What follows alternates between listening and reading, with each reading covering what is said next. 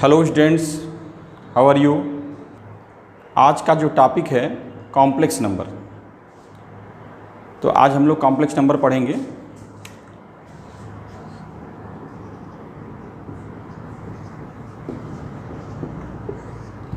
पहले हम समझते हैं कि कॉम्प्लेक्स नंबर की ज़रूरत क्यों पड़ी।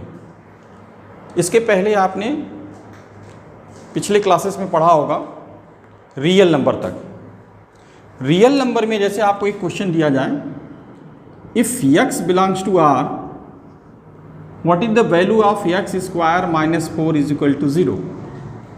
आप बहुत ही आसानी से इसको सॉल्व कर सकते हैं और आप इसका आंसर बताएंगे x is equal to plus minus 2। But अगर इसी क्वेश्चन को हम थोड़ा सा चेंज कर दें और आपसे पूछें when x belongs to r, x square plus 4 is equal to 0, What is the value of x? What is the solution of this equation? अब आपको ये दिक्कत आएगी कि x square is equal to minus 4, आप इसका स्क्वायर रूट लेंगे तो x equal to plus minus under root minus 4। और आपको पता है रियल नंबर में अंडर रूट में निगेटिव नहीं होता। तो यहाँ एक प्रॉब्लम आ गई कि अंडर रूट में निगेटिव आ गया, तो रियल नंबर यहीं पर आकर इसको प्रॉब्लम हो जाती है। देन एक साइंटिस्ट थे, मैथमेटिशियन भी थे, उनका नाम था आयलर। उन्होंने एक नया नंबर इंट्रोड्यूस किया और उसको उन्होंने कहा आयोटा, और अंडर रूट माइनस 1 को उन्होंने कहा आयोटा। शॉर्टकट में आप सिर्फ इसको आई बोलते हैं। आयोटा का मतलब होता है इमेजिनरी नंबर।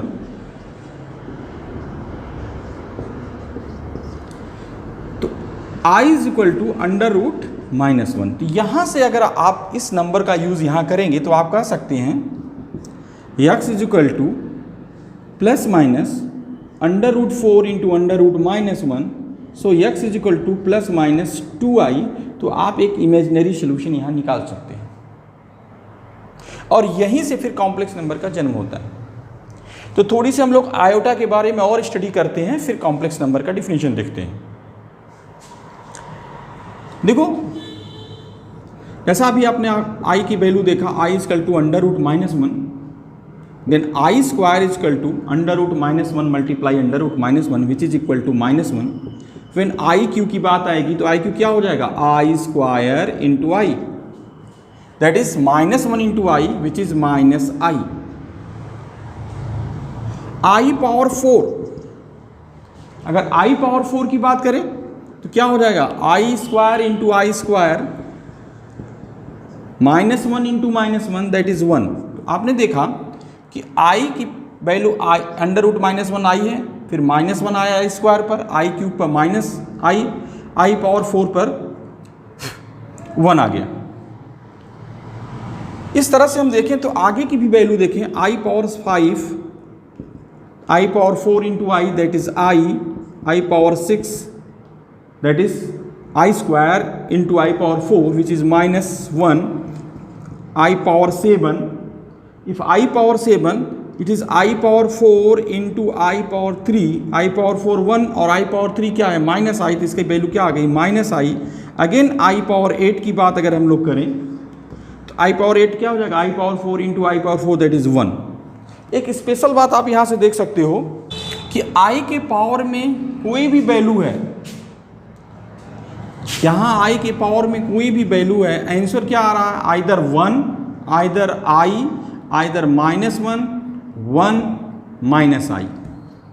यही इसी में से चारों में से कोई एक वैल्यू आपके आई के पावर में आ रहा है। तो इस तरह से याद रखिएगा कि आई के पावर में कुछ भी होगा तो ये चार में से कोई एक होगा। और बड़ा अगर हम लेना चाहें जैसे आई पावर 21, अब आई पावर 21 लेना है या तो ऐसे लिखो, या तो सिंपल तरीका है कि 4 से डिवीजन कर दो, क्योंकि सबसे स्मॉलेस्ट पावर 4 है जिस पर वैल्यू 1 आ रहा है, और फिर 4 के मल्टीपल जितने भी हो रहे हैं उस पर वैल्यू 1 आ रहा है। तो इसको आप ऐसे लिख सकते हो, i power 4 into 5 plus 1, that is 4 से डिवीजन करने पर आप इसको इस तरह से लिख सकते हैं, विच इज़ आई पावर 4 फिर पावर 5 इंटू आई पावर 1, ऐसे भी लिखा जा सकता है। और ये 1 हो जाएगा 1 इंटू आई, दिस आई, ये आंसर देखो आई आ गया। और बड़ा लिखना है तो यहाँ एक बात स्पेशल बात देखो क्या हुआ, जब हमने 4 से डिवीजन किया तो रिमाइंडर क्या बचेगा 1, और आंसर क्या आया आई पावर दैट रिमाइंडर, जो 4 से डिवीजन करने पर रिमाइंडर आता है। तो अब आगे से आप शॉर्टकट याद रखो। शॉर्टकट क्या याद रखना है, कितना भी बड़ा हो i की पावर में, मान लो i पावर 357, अब इसमें इसकी वैल्यू निकालना है। तो आपको कुछ नहीं करना है, 4 से डिवीजन करो और रिमाइंडर जो आए वही i की पावर में रेज कर दो। ठीक है, क्या होगा देखो, 4 7 जा 4 9 जा 36, 4 8 जा 32, तो 32 यहाँ 3 बचेगा, 37, 4 9 जा 36, रिमाइंडर 1 बचा, इसका पावर हो गया i power 1 that is i। फिर से चेक कर लेते हैं, यहाँ 4 से डिवीजन करो, 4 8 जा 32, रिमाइंडर 3 37, 4 9 जा 36, 36 देन रिमाइंडर 1, तो i की पावर में रिमाइंडर यहाँ रख देंगे तो आंसर हो जाएगा i। कितना भी बड़ा हो कुछ नहीं करना है कि i, देखो क्या है, i को लिखना है आपको 4 से डिवीजन करना है, यहाँ पावर में रिमाइंडर लगा देना है, वही आपका आंसर हो जाएगा। और रिमाइंडर क्या हो सकता है, या तो 0 होगा, 1 होगा, 2 होगा, 3 होगा, इस तो इजीली ये सॉल्व हो जाएगा। तो ये एक तरीका हो गया i की पावर में कितना भी बड़ा से बड़ा नंबर हो आप आसानी से तुरंत क्विकली कैसे सॉल्व कर सकते हैं। यहाँ एक बात और देखो,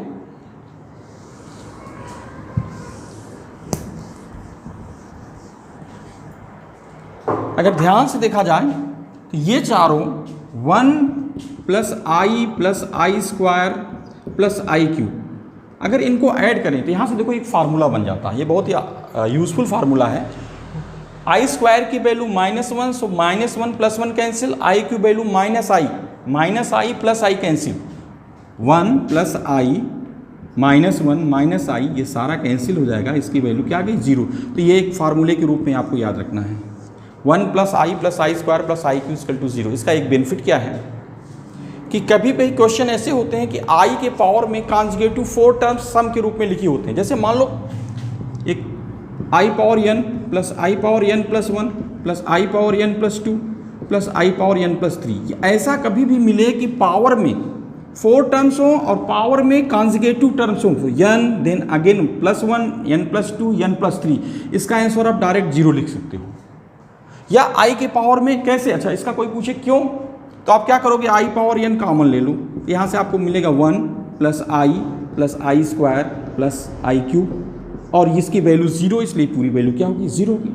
इसको कंफ्यूज करने के लिए अलग तरीके से पूछा जा सकता है, जैसे i की पावर में 3001 प्लस आई की पावर में 3002 प्लस आई की पावर में 3003 प्लस आई पावर 3004। अब देखो या तो फिर अलग अलग इसको निकालो, या तो आप कुछ नहीं करो, कॉन्जुगेटिव 4 टर्म्स हैं 1 to 4 प्लस बीच में लगा हुआ, सिंपल इसका आंसर क्या लेना 0। कैसे, ये छोटे वाले को आप कॉमन ले लो, ये ब्रैकेट में आ जाएगा, आपका पूरा आंसर 0 हो जाएगा। इस तरह से आप i के क्वेश्चन को सॉल्व कर सकते हैं। i के पावर में कुछ भी हो तो इजीली इन सब प्रॉपर्टी का यूज़ आप कर सकते हैं। What is the value of √-2 into √-3। या IIT में ऐसा एक क्वेश्चन पूछा भी गया है। अगर इसकी वैल्यू निकालना है तो ऐसा देखने में लग रहा है कि √6 होगा, √6 इसका आंसर होगा, बट ऐसा है नहीं, इसकी वैल्यू √6 नहीं होगी। कैसे नहीं होगी, क्योंकि इसको आप लिखोगे √2 इंटू √-1, इसको लिखोगे √3 इंटू √-1, √2 √3 ये रियल नंबर है, तो रियल नंबर को तो आप इजीली मल्टीप्लाई कर दो √6, और ये i into i square that is -1, so it's value is -√6। तो ये केयरफुली आपको ध्यान रखना पड़ेगा, ये इसकी वैल्यू होती है -√6। ठीक है, नाउ अब हम लोग आते हैं कि किसे हम कॉम्प्लेक्स नंबर कहते हैं। What is complex number.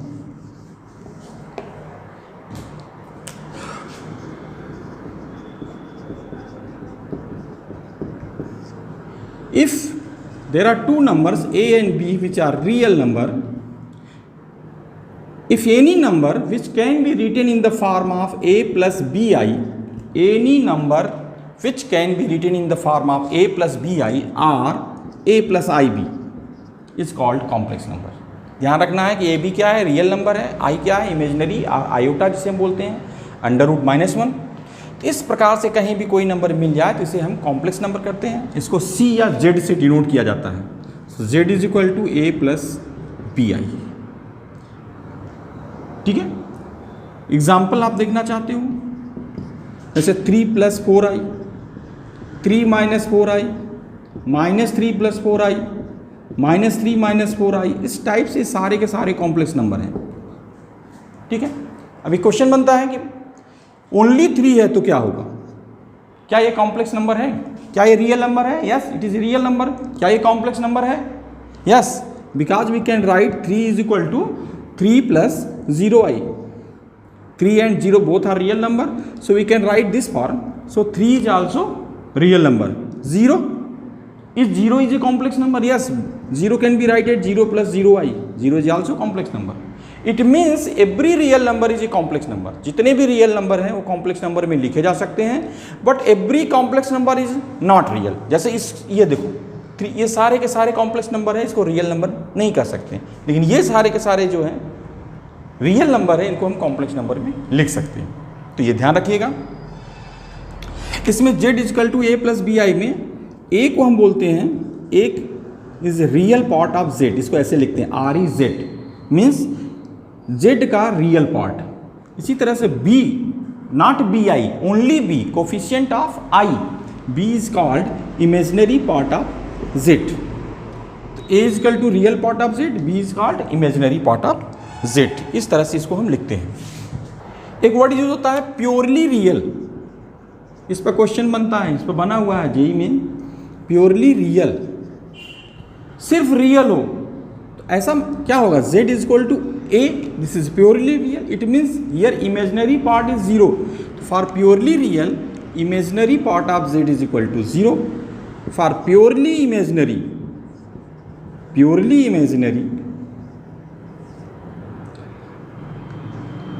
Real part of z is 0। ये याद रखना है कंडीशन, और ये कंडीशन बनता है।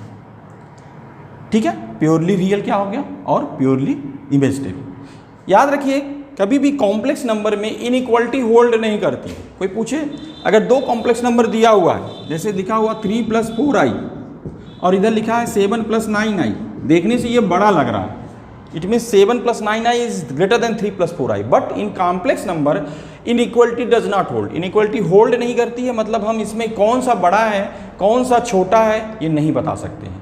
कभी भी कॉम्प्लेक्स नंबर में हम बड़ा छोटा नहीं बता सकते हैं, तो ये ध्यान रखना है।